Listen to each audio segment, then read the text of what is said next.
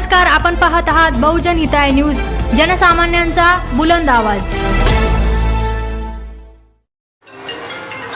सर्वांना जय श्री चक्रधर।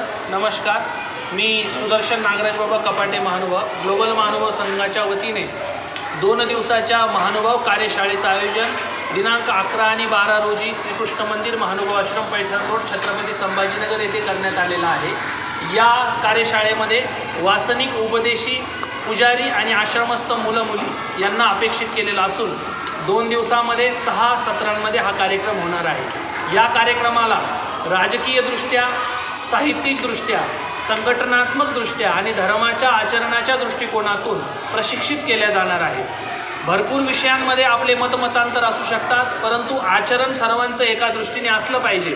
त्याचबरोबर धार्मिक संघटन असणं तितकंच गरजेचं आहे।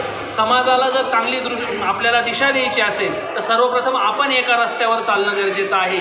आणि अशा अनुषंगाने संस्थेने हा विचार केला की सर्वांना जर एकत्र करायचं असेल तर सर्वप्रथम आपल्याला वासनिक वर्गाला एकत्र करावं लागेल। संत मंडळी, महंत मंडळी आणि अधिकरण मंडळी यांच्या शुभ आशीर्वादाने, शुभचिंतनाने आणि या सर्वांच्या मान्यतेने हा कार्यक्रम होणार असून आपण सर्वांनी या कार्यक्रमाला जास्तीत जास्त संख्येने नक्की उपस्थित राहावं।